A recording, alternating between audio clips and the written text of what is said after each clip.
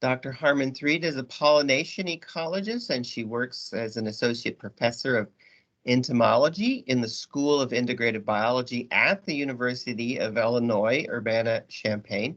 She earned a PhD from the University of California, Berkeley in environmental science, policy, and management. And she is broadly interested in identifying local and landscape features that contribute to pollinator diversity with a focus on native bees.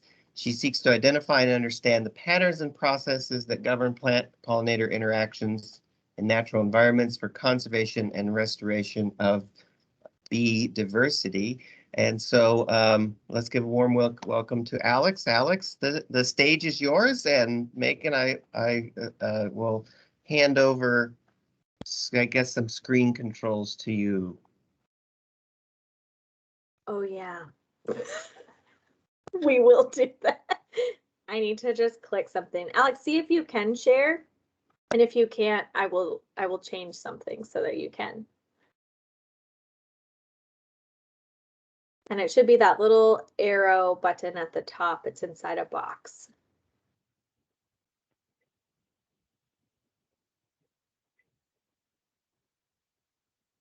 You nailed it. Okay. Yeah, all right. Yeah, all we right. see it. Thanks, Alex. Okay, wonderful. So thank you all so much for having me. I'm actually on maternity leave, and so I'm like only using half of my brain. And I was so overly excited for this, to give this seminar today. There may be way more information and it may be really disjunct. Blame Jamie. But we always do, just so you know, we always do. I was so excited. I was like, oh, I really want to do this. But like, I have a 2-month-old and like, I don't know, how do I do it? Anyway, we're going to make do the best that we can. Again, I'm really excited to be here today to talk to you about pollination ecology and kind of the role of restoration in that. In particular, I'm excited because, so I did, as Jamie mentioned, I did my PhD at Berkeley. And so, but I'm a Midwestern girl. I grew up in Chicago. And so when I moved back to the Midwest to do a postdoc, and then took my job here at Illinois, I was like, prairies, I have to study prairies. And I've been doing that for almost a decade now. Oh, actually over a decade. Ooh, I just aged myself real fast. And I got so excited about prairies and doing work in prairies and pollination ecology in prairies. And so I'm excited to talk to you about like what I've been doing, because actually land managers ended up playing a huge role in this and in what I ended up doing. Let's see if I can figure out how to advance the slides now. Okay, so first I always like to start by thanking all of the folks on my team that participate in this work. They're amazing. I'm so fortunate to have some just really stellar students, postdocs, undergrads, all kinds of folks working with me, and I'm so thankful for them every day. Jamie's not on this slide, but he could just as easily be on this slide because one of my big projects that I'm not going to be able to talk about today because we have no data crunching done yet. Jamie, it is only possible because Jamie is amazing and really interested in being able to actually study prairies in a replicated way, and found us 6 hectares at the University of Illinois that we set up a giant experiment on. Again, I'm not going to talk about that. You can ask Jamie, he'll tell you all the details. Anyway, I always like to start with something a little bit interactive. So could you enter a word or phrase that comes to mind for bee in the chat for me? Let's see if I can figure out the chat. I really should have done this with 2 screens. It's okay. And if you need help, I can tell you what they're saying in the chat. Okay, I see flower, bumble, chicky, honey, fuzzy, solitary, pollen, nectar, buzz, bumble, okay. Buzz, pollen, diverse, habitat, colony, endangered, beautiful. Excellent. Wonderful. Thank you all so much. So you all did better than most. Oftentimes when I ask this question, people bring up words that pretty much only apply to honeybees. And I like to do this experiment because I don't study honeybees, right? Oftentimes when I say that I study bees, people start asking me all kinds of things about honeybees. And I will admit that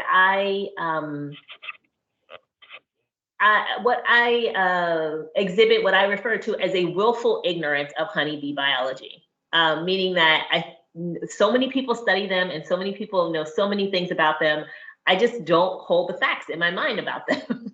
I like to immediately divert and talk about all of the beautiful and cool and diverse native bees that we have in our system. There are over 20,000 species of bees. As someone pointed out in the chat that they're really diverse. People said things like bumblebee. And because they're really diverse, they are actually also really critical for pollination. And these are the groups that I'm really interested in, is this really diverse set of bees and how we can really conserve them, particularly in prairie habitats. So I got interested in this many, many years ago after this national strategy came out to promote the health of honeybees and other pollinators, right? So honeybees is one species, and then they just pool all of the rest of them together. And there have been significant declines, as someone pointed out in the chat, that many of these species are endangered, or maybe not officially endangered, but on the decline. And we needed a national strategy to try and address this. And in this national strategy, the phrase that I took away from it was that the best pollinator habitat sites are open landscapes with good sun exposure and many different types of herbaceous plants, right? And that's a really pretty meaningless statement, right? It's really generic. It's just like they need food and water, right? Like all organisms need that, right? And so it doesn't really mean anything. But they did set this really ambitious goal of restoring a lot of habitat through federal actions. And that means that there's been a lot of restoration happening over the last decade or more for pollinators. But as you all know, restoration is actually an incredibly diverse set of tools, which are mostly focused on the structural and botanical characteristics of a community. And so understanding how this affects higher trophic levels is a little bit disjunct. Maybe we don't have as much information as we would like about it. And for pollinators specifically, we've spent a lot of time and energy and money trying to figure out how to get pollinators into agricultural lands to increase yields, which means that we actually haven't done a very good job of understanding how do we sustain and promote them in natural areas. And that's really where my work comes in. I focus on identifying kind of ecological patterns of plant pollinator interactions and natural and semi-natural environments for restoration and conservation, with the goal of being able to restore and conserve these species. And so I like to emphasize that I will not be talking about honeybees. Many years ago, I gave a talk, and at the end of the talk, someone raised their hand and said, wait, so honeybees aren't native? And I was like, oh, I lost that person on the very first slide. So honeybees are not native to the US, and I'm not going to be talking about them today. I'm going to be talking about all of the other beautiful, diverse species that we have. And a lot of my work is kind of at this intersection of trying to understand, if you build it, will they come? And trying to understand what about the restoration of habitat might affect whether a site is actually beneficial to pollinators. Things like site characteristics, what was the site previously? What's its history? Things about site establishment, what methods are we using to restore sites? Site management, I don't know if Chris is here, maybe he is. I took this picture of him really awkwardly when he was telling me a story many years ago in Nebraska. And now it's going to forever live on in my PowerPoint. Sorry, Chris, if you're with us today. But focused on management. We've been doing a lot on management recently to try and understand what methods are used to maintain sites and how that might influence pollinators. And then lastly, things about monitoring. How do we actually determine if we're making any progress in this system? I'm actually not going to get to talk a lot about monitoring. We've been doing a lot to assess monitoring differently than we've assessed it in the past. And all of these things come together to influence what pollinators are in your system. But it's always important to remember that restoration is habitat specific.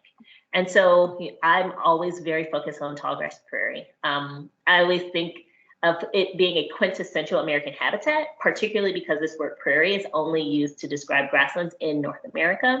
So when we're saying prairie, we're really talking about like right, where we are, the habitats that we all know and love.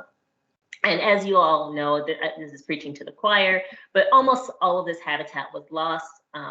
It's really fragmented, what's remaining, and it's often surrounded by monocultures. And then climate change is expected to make this area hotter and wetter. And so, we're going to be up for a lot of changes in the future. But fortunately, a lot of restoration is occurring in the tallgrass prairie region. And that means there's a lot of opportunity to hopefully make habitat better for pollinators, but we need to really understand this intersection. And so I like to think that originally, this restoration is an opportunity for us to sustain pollinators, which are also declining. And we ask this question of, if we build it, will they come? But I'm trying to move beyond that to start thinking, if we build it, will they thrive? And so again, an interactive part is, what do you think is required for a species to thrive in this restored habitat? I'm trying, if you could enter that into the chat. I'm trying to manage on the screens here.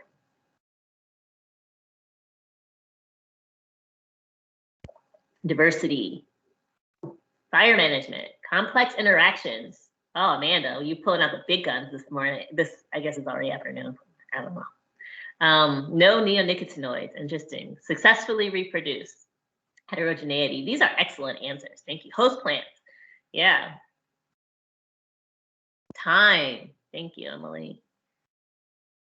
Flowers blooming at different times. Excellent. Yeah. Manage succession. Wow. Nesting sites. Thanks, Jessica. That's my ringer I put in the back. Great. Thanks, Jessica. All right. Excellent. Thank you all so much. So for a species, well, I'll get to the thriving part in the kind of later in the talk.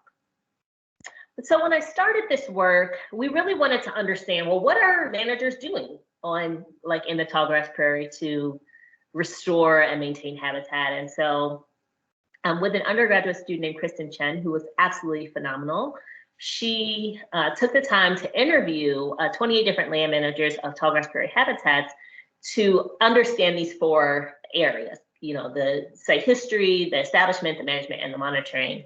And this ultimately has been what I have used to build my research program over the last decade, to say, okay, we've got this understanding or information from the managers about what they're doing, and how can we use that information to do science, to fill in the gaps. And we really wanted to understand, what do we know about how bees were responding to these common restoration methods that were being used in these tallgrass prairie habitats. So after we did the questionnaire with the managers, and then Kristen painstakingly went through the literature to identify major knowledge gaps, right? And we have been since then designing experiments to answer questions around restoration. And so I'm going to kind of step through these 4 different phases, really kind of slowly, to try and understand, to look at different aspects. I'm going to start with site characteristics. And so in the questionnaire, managers reported that most of the sites that they were restoring were very small, right, less than 100 acres. Most of them were established since the 1990s, so things that are more recent. Most of them were former agricultural habitat, right? So they are, and often it was stated that they really liked old cornfields, old corn and soy fields, because they have low weed pressure, and they're often very flat, and so that makes establishing things very easy.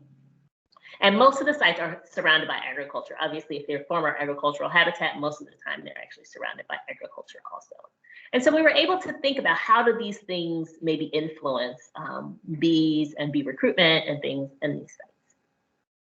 And one of the big things that we focused on was agrochemicals. And there were some things about glyphosate, but I'm not going to get into that today. I'm going to focus in on neonicotinoids, which was what was brought up in the chat. And particularly, this is neonicotinoids, which are a class of pesticides that are very abundantly used, particularly in row crops, And this is actually a picture taken at Loda Prairie. So for those of you from Illinois, you know that Loda Prairie is considered a remnant cemetery prairie, and it's considered one of the highest quality prairies in Illinois. And this is a soybean field. You will notice that there is no separation between them. I hope that you can see my mouth. This yellow, it was taken late in the season, so this is a lot of like goldenrod that's blooming, and then this is a soybean field immediately adjacent to it. So that means that, you know, not only are we reconstructing prairies on former ag fields, they're often getting a lot of drift of pesticides into these areas. And we know that this drift can contain high levels of neonicotinoids and other things also, and contaminate these adjacent plantings.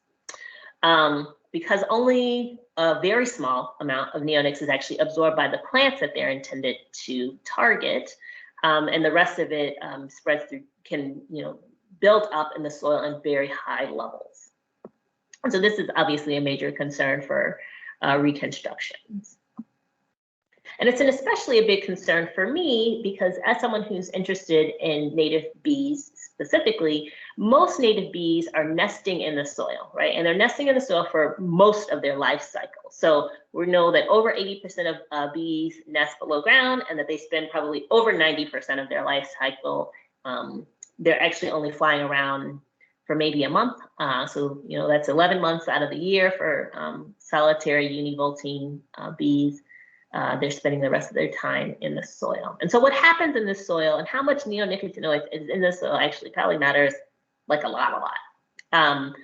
But until recently, we've been predominantly focused on how bees are exposed to neonicotinoids through flowers. And so we started designing experiments to start looking at, well, what happens if they're in contact with soil for these very long periods of time. I'm gonna skip that. And so my former grad student, who's now a postdoc actually in my lab, Nick Anderson, designed an experiment to start tracking how these soil contaminants, how neonicotinoids might be affecting bee survival if they're nesting for very long periods of time and exposed for very long periods of time.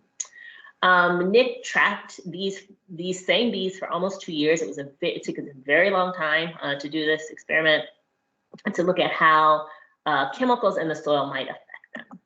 He used levels of, let me actually go back really quickly. So one of the challenges with understanding things about ground nesting bees is that they're in the ground and it's really hard to obtain them. And so he used cavity, species that I'd say are known to cavity nest, but there's actually quite a lot in the literature of them nesting below ground and in soil cavities. Also, 2 different species, Osmia lignaria and Megacali rotundata. And these were actually chosen both because they are available to be purchased, but also because they actually have very different life history strategies. And we thought that might play a role in how much chemical they're exposed to and how they tolerate it. And so we did end up, and we do see some of those differences. I just want to highlight that. They're actually pretty big different sizes too, even though they look similar in the photos.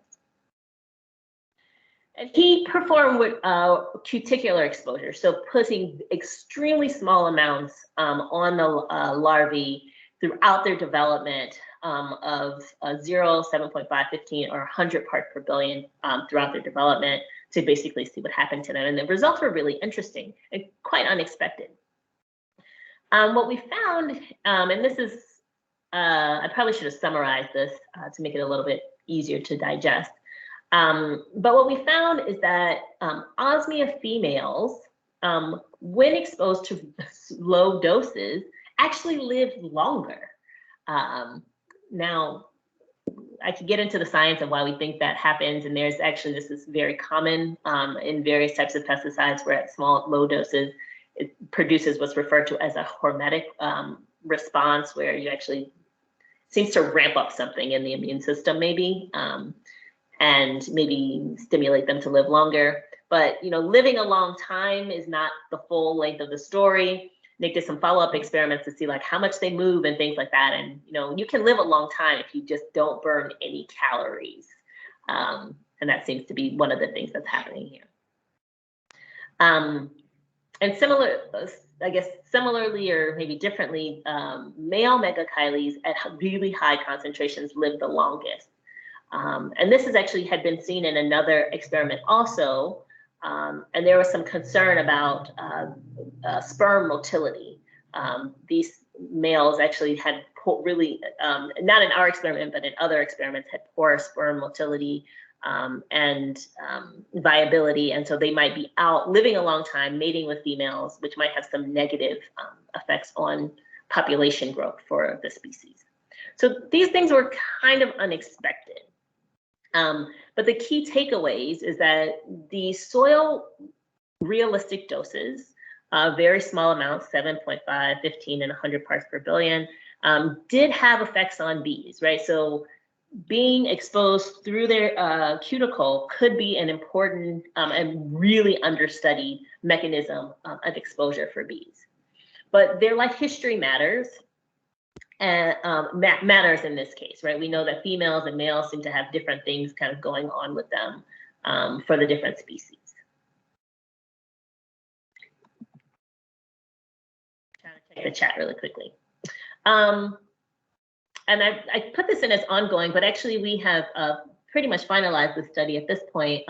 Another graduate student of mine, Jonathan Tetley, actually followed up on this because, so we know that if we force them to be exposed, there seem to be some negative, sometimes positive, or sometimes complicated responses to exposure to neonicotinoids in the soil.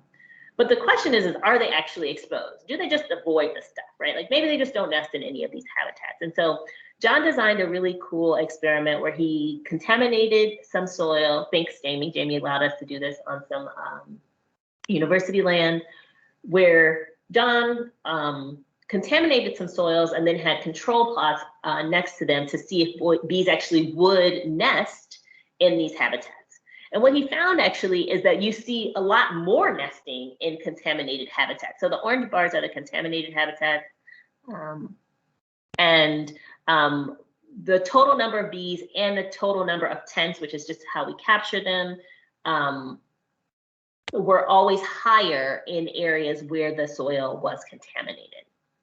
So it is realistic that they are being exposed, and they might be exposed more than we want them to because they maybe are preferentially living in those habitats. Now, the total effect of this is actually really hard to know, right? Like if they're in their nest and they're being exposed, it could affect other things like pathogens in the soil. Maybe it helps them out in some way.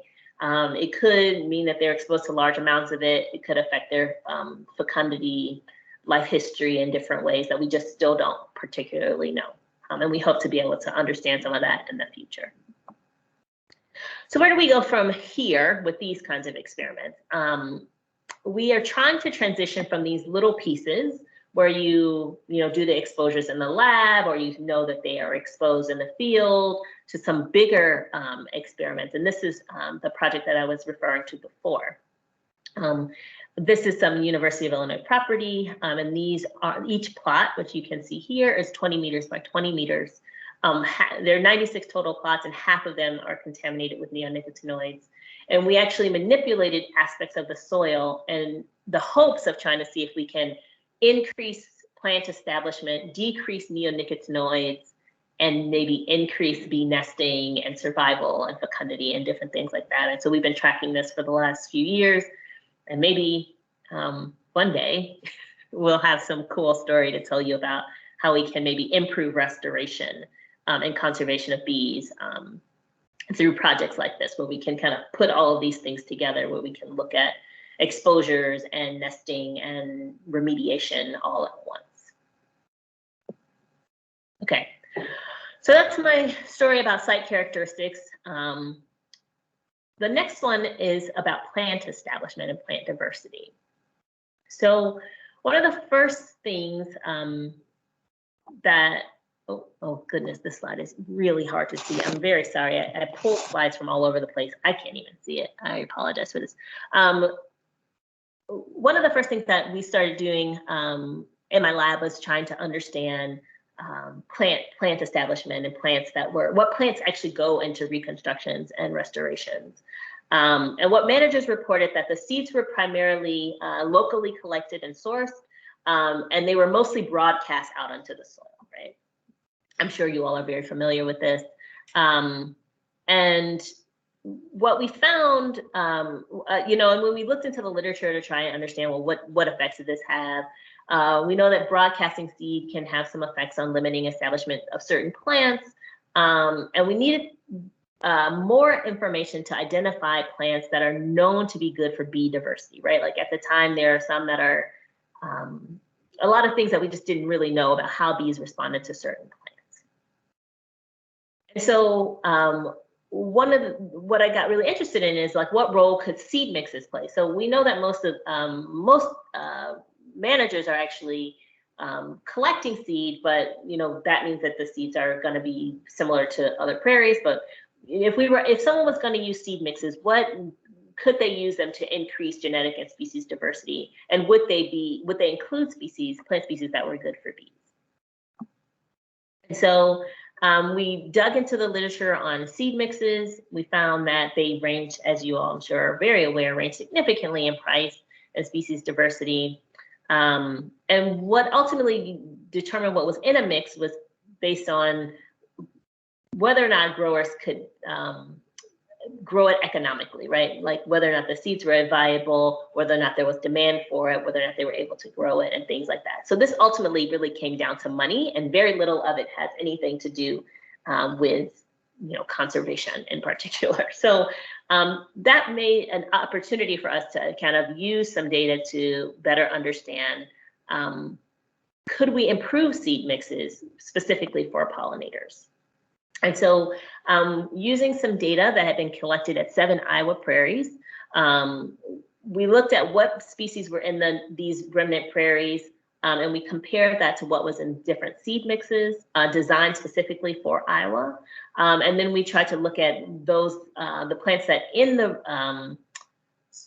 prairies that had a really high association with bee richness. So species that the bee plants that were already established in these Iowa prairies, and then compare that to some of these seed mixes.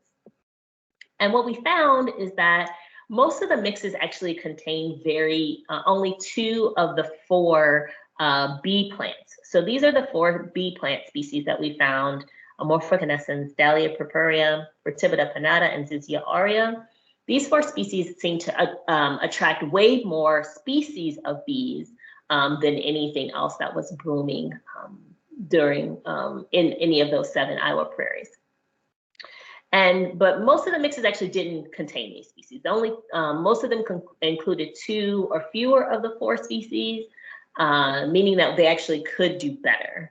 And when I don't have a slide here, but when we simulated, if you made sure that every mix had those 4 species, we did find that you would increase the overall conservation value of a site by ensuring that these bee plants were present.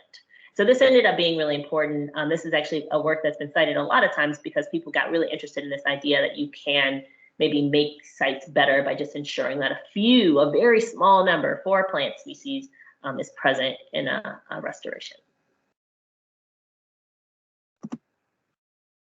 Okay, sorry if I'm moving a little fast. I started late and I really tossed a lot of stuff into this presentation. So I want to make sure I get through it all and have time for questions at the end.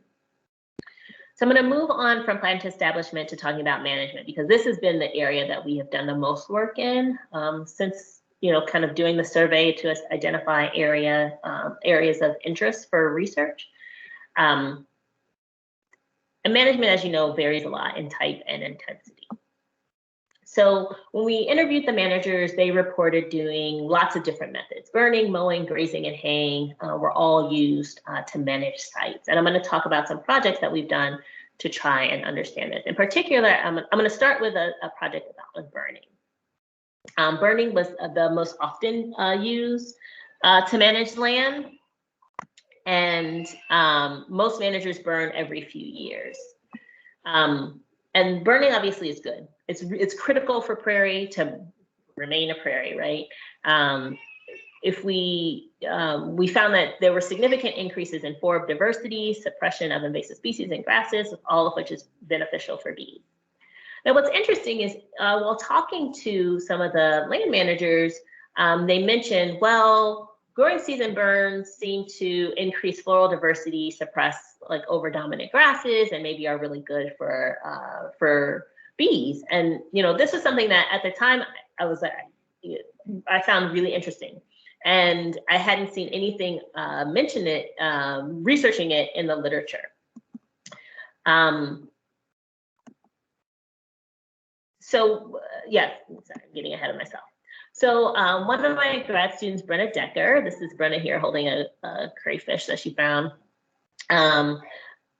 We worked with the Illinois Department of Natural Resources to investigate the timing of burns and how the time when a prairie is burned, how that might affect the bees that are in that site. And so she had a set of sites that were burned August through October, referred to as growing season burns, and then sites that were burned December through March, dormant season burns.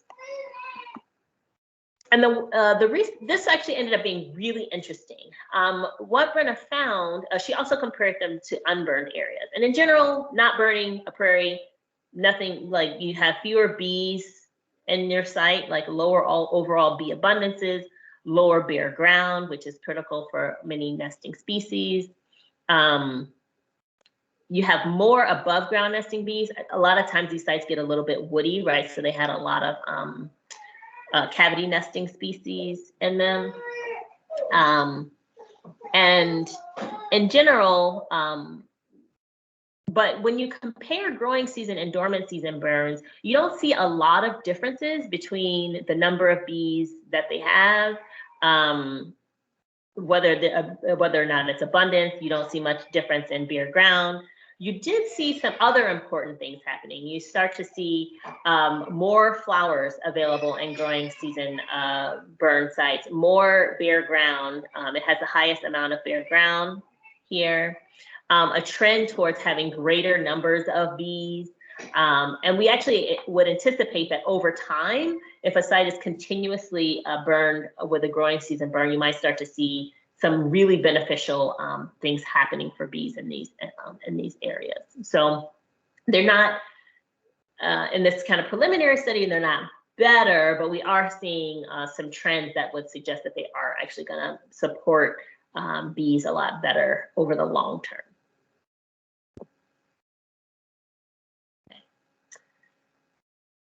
We then set our sights, I should say, on trying to understand the effect of grazing specifically. So we conducted a study in Missouri and some patch burn grazing sites. And for those of you that aren't familiar, this is kind of an example of the kind of rotational grazing that happens in the patch burn grazing, where an area is burned, and the area that's burned, it attracts cattle. Those cows graze more heavily on the newly burned areas, and then they kind of, move around as different patches are burned. And so my grad student Brittany Buckles was really interested in this idea of how grazing might affect bees and flowers in these habitat and in prairie habitats. And so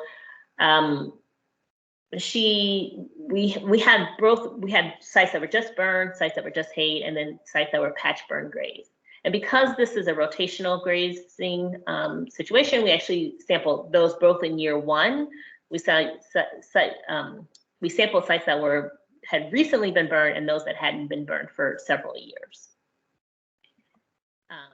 We were really interested in nesting for this study, and so we were interested. We measured a lot of nesting characteristics of the soil, things like moisture, compaction, soil type, bare ground, pH, and you can think about how a huge, several hundred head of cattle might affect some things like this, right? Soil type and compaction and pH and different things of the soil.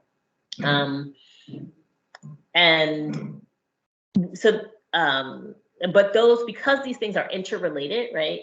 How much bare ground is in a site will affect how moist the site is. It'll affect, you know, other characteristics, right? These things kind of like work together. So we actually reduced this down to a single principal component to look at them kind of all together. So I'd just like to introduce this first because I think it can be a little bit confusing. And we really, again, we're focused on soil nesting because it's really largely overlooked in conservation, but it's really critical to bee success.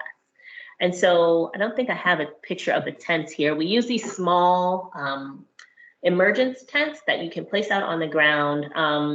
We usually put them out at dusk, and a bee will emerge into it overnight, and then you can see the amount of nesting that's happening in a patch. And that was one of our biggest response variables for this project. And what we found was that which management method was used affected really important soil and floral resources in the site. Grazing in particular created much worse soil conditions for nesting materials and reduced the flower availability. And for those folks that are really interested in plants, it also really affected the floristic quality index. We found that the soil changes that we saw in gray sites, or in general, but particularly associated with gray sites, seem to really affect the floristic quality index. So these gray sites tend to be down here where they had worse soil conditions for along this axis, lower floristic quality as well. A lot more weedy species in gray sites. And these things, when taken together, the floral, how many flowers there are, the soil conditions, really impacted nesting rate. So you have a lot more bees nesting in areas that that have better soil conditions and also more flowers, right? And this interacts with grazing. So ultimately, cattle in prairies seems to affect the flower conditions and the soil conditions to have negative effects on nesting for the bees. I will admit that we didn't see overall community changes, but this might have been due to the very in some ways homogenized bee community that remains in these like small remnants, right? I mean, these remnants are actually fairly large in Missouri, but in general, we probably already lost a lot of bee species, and so the communities didn't differ that much, but we do see other important effects on bees here and through nesting. Okay. And then lastly, I'm going to really quickly touch on monitoring. Again, super briefly, because the thing that I found really heartwarming is in our interviews with managers, most managers want to be monitoring. They actually really want to be monitoring bees specifically because they know how important they are, both for the success of the prairies, but then also in general to help reduce the losses of bees. But they just didn't have time, money, or expertise. And I will admit, like, it's hard, right? Those are things that limit our project as well, time, money, and expertise, even though I do this for a living, right? So it's really challenging. And so we started thinking about, well, what if you monitored something, what if you monitored other species? And often butterflies were something that are monitored much more commonly than bees and prairies. But some studies have actually found that there can be an inverse relationship between butterfly diversity and bee diversity. And we can think about why that might be. Butterflies and bees actually have very different floral needs. And so if you have a site that has a lot of butterflies, the flowers may not be as compatible for bees to forage on or other things. But what it does tell us is that we can't really, there's no good proxy, right? If you can't even study another pollinator, well, you know, what's going to be a good proxy for bees? And we don't, as of right now, I don't have anything to recommend for that. So monitoring for bees specifically may be necessary to ensure, to understand whether or not your restoration is successful if the goal is to try and increase bee diversity in these habitats. but only 11% of managers actually considered bees in the design or management of their habitats, which means we're largely relying on current efforts for bee conservation, right? So whatever we're doing these things for prairies right now to try and get them on the ground and hope that they're useful or beneficial to bees, but maybe for various reasons that's not the case. And we know that how we manage the landscape can have a huge difference in our conservation efforts, just from some of the work that I presented today. I'm going to actually skip this slide and just go to questions if anyone has any. Thank you so much for listening. I know I blitzed through that, but I was trying to really mind the time. I covered a lot of stuff, so I'm happy to answer any questions folks might have. Well, thank you very much, Alex. It looks like there's Calvin had a question. Calvin, do you want to give voice to that, or I can read it for Alex? I think this was back when with John Tetley's research, looking at the neonics in the soil, and he asked, are they? I'm guessing the bees choosing the infected or contaminated soil habitats because there are minimal competition dynamics with other insects? That's an interesting question. We have no idea why they do it. We know that neonicotinoids and neonicotinoids are nicotine based, right? And nicotine is an addictive substance that has neurological effects, including stimulative effects.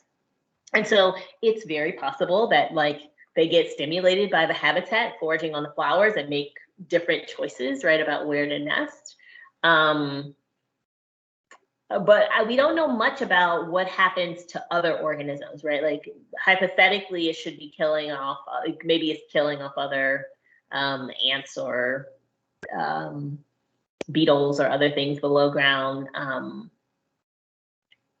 So I don't know. I don't have a good answer for why that is.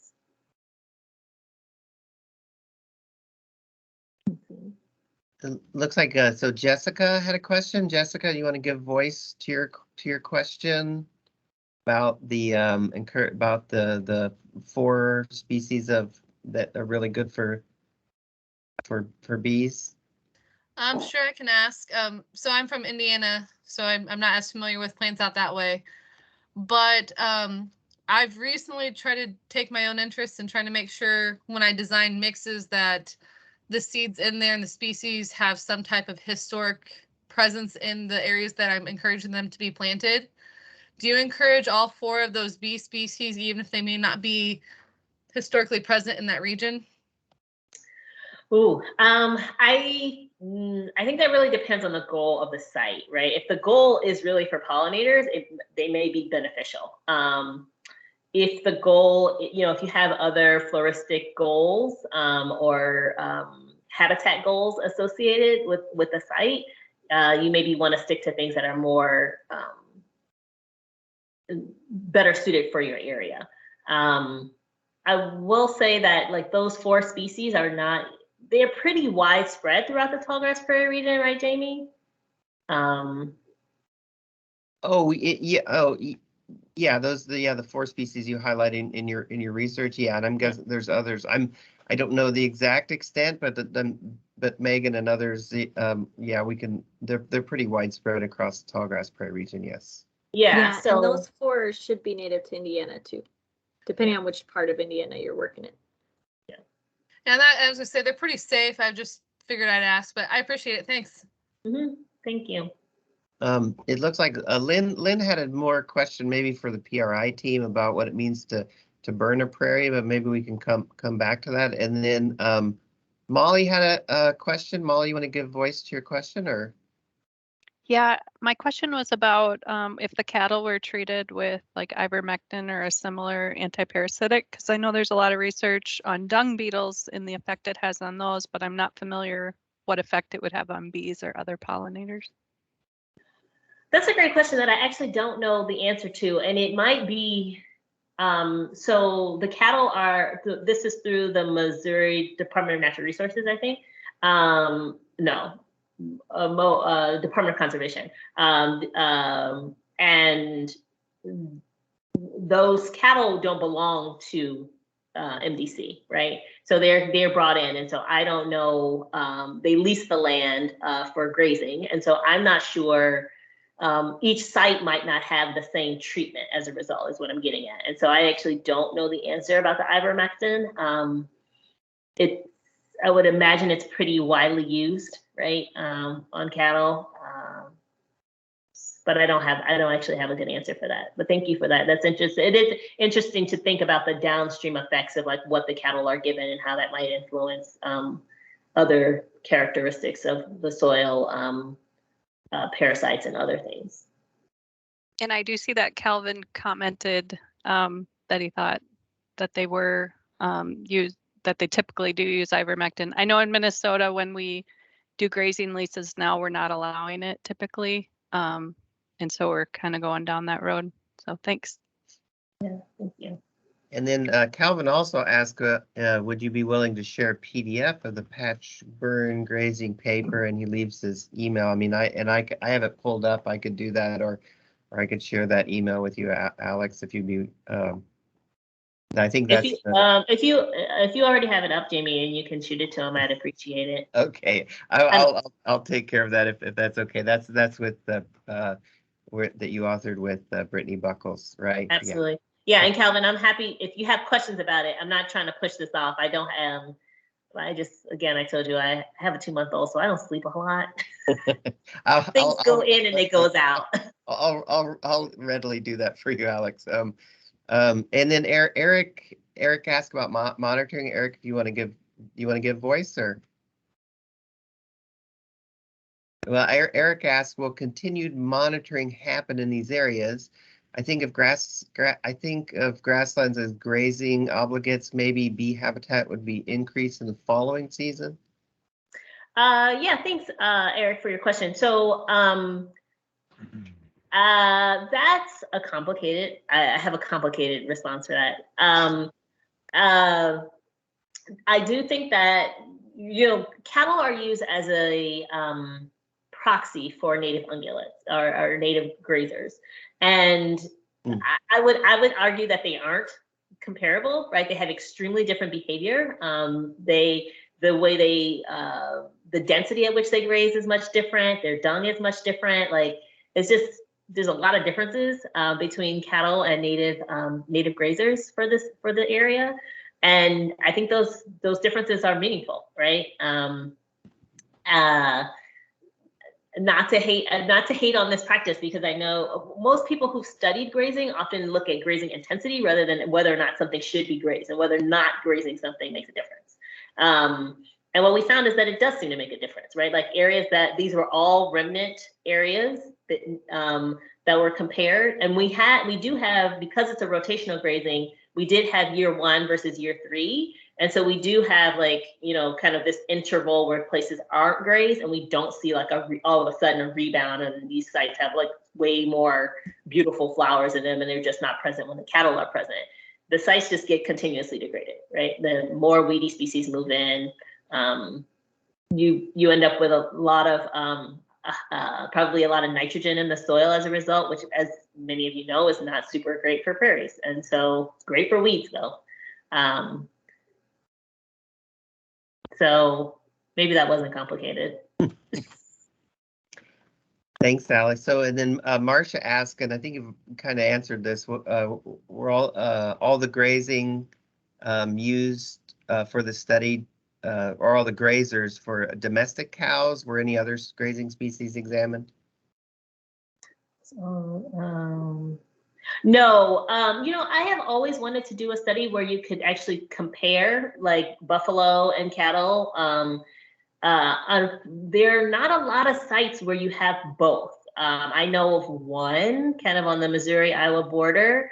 I will tell you, I'm really afraid of buffalo though. And everyone tells me I shouldn't be, but like the idea, the cows were hard enough for me because like they definitely would come and charge us and stuff when we were out doing work. And I know that cattle can be very dangerous. Mostly they're just very inquisitive, but like that was being literally surrounded by hundreds of cows is So, you know, I'm only 5 feet tall, so it's a lot for me. But I would love to be able to compare them. There's been some recent work looking at buffalo at the big site here. I can't remember the big site here in Illinois, Nachusa. Yeah, There was a recent study looking at buffalo, but they didn't compare it to cattle. I think it's a little bit challenging because very few places have both species in one place, but then segregated, right? That's what you would need in order to make a really good, viable comparison. Okay, Alex, Laura asks, would you recommend that managers try to attain the knowledge needed for monitoring, or is it best left to folks who specifically study bees? Yeah, that's a great question. I would say this is actually a question that we're having at a national level for people who study bees, because there's a lot of interest in like a long-term bee monitoring, and we just don't have the expertise to like identify all these species, right? I mean, it's just enormously time intensive and expensive to do. And so, you know, monitoring without the back, you know, just collecting them without the back end, being able to do the back end is it's difficult, you know, it's difficult. There might be what I'd ideally like to do is to come up with some kind of some kind of a method where you don't actually have to catch and capture the specimens, and maybe be able to say like, well, you know, if you're getting this many an hour, you probably have this amount of species richness. If we could figure out some kind of a observational based comparative method to not have to the word I'm looking for is non-lethal. Some kind of a non-lethal sampling method that would tell us something about biodiversity and these habitats that people could do to monitor. It's not something I've put a lot of effort into, but you know, maybe with the data that we have, the lethal data that we have, we could kind of back engineer you know, what that means, and try and roll out in different spaces. Yeah, I wonder if some of our eDNA colleagues could put some thought into that as well. That'd be interesting. Ryan asked, how long do neonicotinoids persist in the soil? Great question. A long time. I am working on a study with some graduate students, and it has been detected in soils 3,000 days post. Yeah, so sometimes depending on which neonicotinoid and the conditions in the soil, right? Like if you have really sandy soils, it leaches more and things like that. All of this stuff makes a difference, but it can have extremely long persistence in the soil. Some, like I said, the maximum being like over 3,000 days recorded, and that was like pretty. I was like really shocked. So it can last a long time. So yeah, Alex, if you're still willing to hang on and folks are willing to listen, there's a few more questions. So so Jen asked, did you back to grazing? Did you quantify grazing intensity? Seems like that would factor into effects on bees. Yeah, that's a great question. All of these sites, because they are all managed by MoDOT, had basically very similar stocking rates. They manage all of their habitats with this rough. I said MoDOT, but MDC had very similar stocking rates. I don't remember what the number was now, but we actually grazing rate was not variable in the study, and they actually have low stocking rates because it is meant to be a conservation habitat. So they actually aren't trying to like max out. What I remember is that the stocking rate for those habitats are low. I know somebody on the call was saying that they used to work for. So Calvin, if you remember anything about that, that would be helpful. But I'm pretty sure that they're on the lower end of stocking rates to try and, because again, it's meant to be conservation habitat. Yeah, I can speak to that just a little bit. Thanks for letting me hop in. So the study was funded for 10 years, started in 2015. I was working for the state at the time and was somewhat connected to the study. I actually helped sample the plots before they, as like pre-treatment data, before they even started grazing. But the stocking rates are, I don't remember the exact stocking rates. They are low, but I do want to clarify that they're not like, 5 animals per 100 acres. It's still, there are a lot of animals out there. There are trails everywhere. They don't just stay in the recently burned patches. When I've been out to the sites, both sampling and just observing, there's grazing evidence just about everywhere. And then kind of to echo what Dr. Harmon-Threatt was saying as well, they don't just, in fact, they seem to almost want to focus on the forbs. It's kind of turning into like a weedy, grassy, and sumac-filled place compared to my memory, at least, of the pre-treatment data. But I haven't worked with those data, so I maybe shouldn't say that. Anyway, folks have some concerns about even this level of intensity of grazing. I'll put it that way. Thanks. Thank you so much, Calvin. Yeah, I don't work with grazing that often, but most of the literature is rangeland literature, and it's always about stocking density. And very rarely do people make the comparison to non-grazed areas. It's always to say like, oh, you should have less grazing, or this was the best stocking density, not just like baby cows are not great for prairies. Someone asked for the reference. Yeah. Okay, and I can go back to that. Yeah, I wasn't for sure which one that which paper that was, Alex. Yeah, I can go back to that slide. Maybe you can toss out another question while I navigate my way back there. Sure. I'm going to stop sharing my screen so I can not make people nauseous. There's a lot of folks that are thanking you for your time. Says, Ryan, why do the bees emerge at night, or only certain species?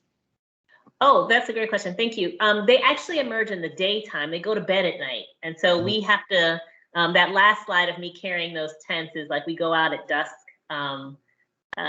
Every evening and place out these traps to trap them, and then they emerge into them the next morning. They're like us. They like bedtime. Once the sun starts to set, they go back to their nests and to recoup for tomorrow. Okay. And then Amanda has a great question about bumblebees and bumblebee diversity. Amanda, if you don't mind me saying it for you, how can you speak to how bumblebee diversity might be correlated to diversity of other bees? Sorry, I'm trying to.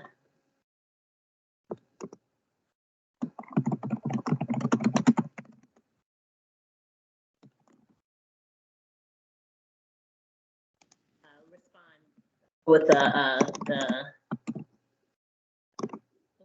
that's a little, so these are the two citations that I included in that information, Abby.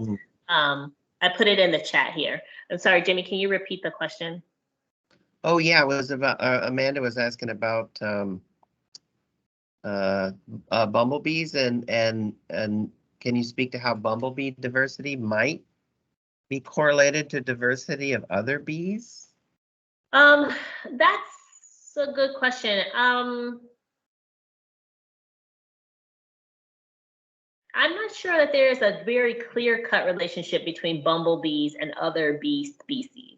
In part because bumblebees have highest diversity at higher latitudes, right? They are kind of cold weather adapted, and so they live. So you can have areas that are really high in bee diversity, like deserts, like the Sonoran Desert has really high bee diversity, and like they have like one bumblebee species. right? And so, but in areas where they overlap, like you might have, I could see in a place where you have a really nice, beautiful prairie. And so you get a lot of species of bumblebees, and that is correlated with, they do respond to, bumblebees still respond to habitat diversity. So there's some I guess this is the kind of push-pull between local and landscape, right? At local levels, you would expect high quality, high diversity sites to have increasing bumblebee diversity with native bee diversity, unless it's outside of the range in which bumblebees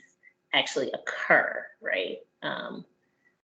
And I don't know if hopefully that answered your question. It looks like maybe there will have one more question. It looks somebody has their hand raised. You want to go ahead? Maybe Lisa? Yeah, just to say, yeah, I'm sorry, my computer's having problems and I can't type in the chat.